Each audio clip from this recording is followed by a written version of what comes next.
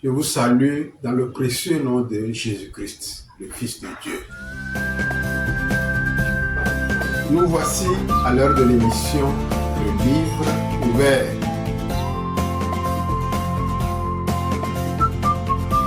Une émission réalisée par la Bibliothèque chrétienne Akara.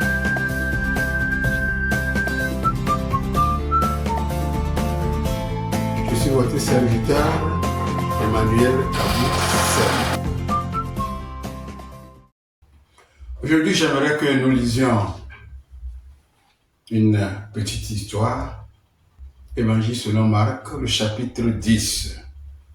Lisons à partir du verset 46. C'est un court message, un message d'appel.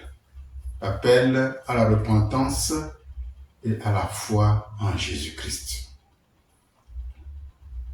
Le verset 46 dit, « Ils arrivent à Jéricho, et comme ils sortaient, c'est Jésus de Jéricho avec ses disciples et une grande foule. Bartimée l'aveugle, le fils de Timée, était assis sur le bord du chemin et mendiait. Ayant entendu dire que c'était Jésus le Nazaréen, il se mit à crier et a dit, « Fils de David, Jésus, aie pitié de moi. » Et plusieurs le reprirent afin qu'il se tue. Mais il criait d'autant plus fort, « Fils de David, aie pitié de moi. » Et Jésus, s'arrêtant, dit qu'on l'appela. Et ils appellent l'aveugle, lui disant, « Aie bon courage, lève-toi, il t'appelle. » Et jetant loin son vêtement, il se leva en hâte et s'en vint à Jésus.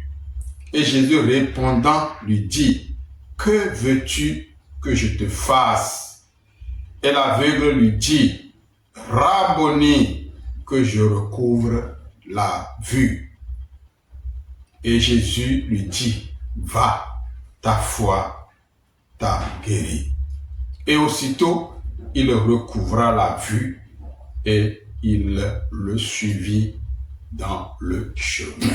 Alléluia. Donc ici, nous voyons un aveugle qui est là, assis au bord de la route et qui mendiait. Et ici, c'est Bartimée, le mendiant. Le mendiant qui est question ici, c'est Bartimée. Il est là et il entend la foule qui passait. Et il a demandé, mais c'est quoi? Quel est ce bruit-là? Et on lui dit, c'est Jésus, le Nazaréen, qui passait. Alors il a appris que ce jeune homme qu'on appelle Jésus était un jeune homme de bon cœur et qui apportait la santé à beaucoup de malades. Alors il a dit, c'est une opportunité pour moi. Il a commencé par crier le nom de Jésus.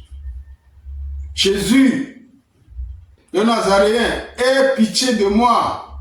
Jésus, le Nazaréen, aie pitié de moi. Le cri de la foi. Le cri de la foi. Voilà ce que Bartimée a poussé comme cri. Et quand il a poussé le cri, il y a beaucoup là-bas qui l'interdisaient. Arrête d'importuner le maître. Tais-toi. Voilà la réaction de la foule qui est autour de lui. Mais il ne s'est pas laissé piétiner. Il a dit, crier encore plus fort. C'est ce que ma Bible me dit. Il criait d'autant plus fort. Le verset 48. Il criait d'autant plus fort. Et Jésus a entendu que quelqu'un l'appelait au secours. Il a dit, allez m'appeler ce monsieur-là. Alléluia. Et ceux-là qui l'interdisaient tout à l'heure, tais-toi, n'importune pas le maître. C'est eux qui sont allés, ils ont dit, lève-toi, il te cherche. Lève-toi, il te cherche. Il s'est levé à la hâte. Il est allé à Jésus. Jésus sait que c'est un aveugle qui est là. Et c'est l'argent qu'il demande aux gens qui passaient. Alors Jésus lui a dit, que veux-tu que je te fasse? Que veux-tu que je te fasse? Tu veux que je te donne de l'argent? Il va dire, parmi ses disciples, celui qui a la caisse, donnez-lui 2000, donnez-lui 3000. Il veut répondre aux besoins de cet homme qui est devant lui, demandant de l'aide. Et Bartimée n'a pas demandé l'argent. Il a dit, Rabboni, que je recouvre la vue. Je veux recouvrer ma vue. Je veux voir clair comme les autres. Alléluia. Jésus lui a dit, que cela te soit fait. Va, ta foi t'a sauvé. Va, ta foi t'a sauvé. Ta foi t'a guéri. Ta foi t'a sauvé. Le Seigneur Jésus, si aujourd'hui Jésus passe à côté de toi, que demanderas-tu? Jésus, je veux une grosse voiture quand je passe, que tout le monde me regarde. Jésus, je veux une grosse villa quand je suis dedans en haut, que je regarde les gens dans leur maison à terre, même ceux qui sont dans leur douche. Quand je monte sur mon toit, je veux les voir nus se laver dans leur douche. C'est ça ce que ton cœur cherche. Jésus te pose la question aujourd'hui. Tu l'appelles, il te dit, qu'est-ce que tu veux que je te fasse? Que dirais-tu? Seigneur, je veux voir. Seigneur Jésus, je veux voir. Et le Seigneur lui a dit un mot et ses yeux sont ouverts. Et quand les yeux sont ouverts, désormais, il suivait le Seigneur Jésus. Alléluia. Nous prions, mais nous ne demandons pas bien. Nous prions, mais nous ne demandons pas l'essentiel. La première chose, c'est le salut. C'est ça que je veux voir. La première chose qu'un homme doit demander à Dieu, c'est son salut, le salut de son âme. Le salut de son âme. Et quand tu as le salut de ton âme, les autres choses, tu vas commencer par demander. Seigneur, donne-moi la force de lire chaque jour la Bible. Seigneur, donne-moi la force chaque jour de prier. Seigneur, donne-moi la force de marcher selon ta parole.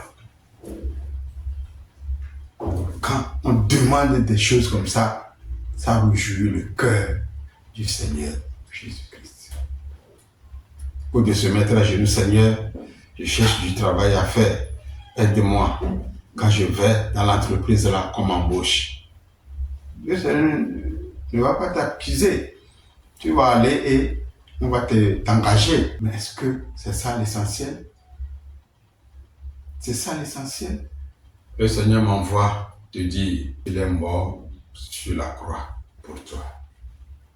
Le Seigneur m'envoie te dire qu'il a versé son sang.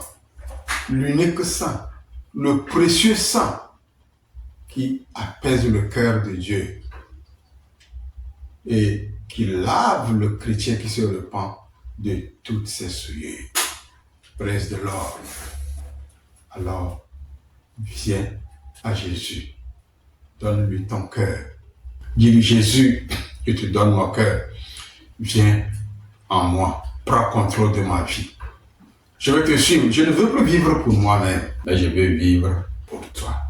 Le Saint-Esprit t'assiste. Toi qui me regardes, qui n'a pas encore Jésus, à appeler Jésus à venir dans ton cœur. À appeler Jésus à être maître de ta vie, à te diriger. Si tu es déjà chrétien, que le Seigneur te donne de demander d'abord les choses spirituelles. Seigneur, aide-moi à lire, à prendre le temps pour lire la Bible. Seigneur, donne-moi le temps à prier. Donne-moi de mettre ce que je lis dans ta parole de Dieu en pratique dans la vie de tous les jours. Voilà ce qu'il faut demander avec foi au Fils de Dieu. Tu ne vas pas regretter. Jésus.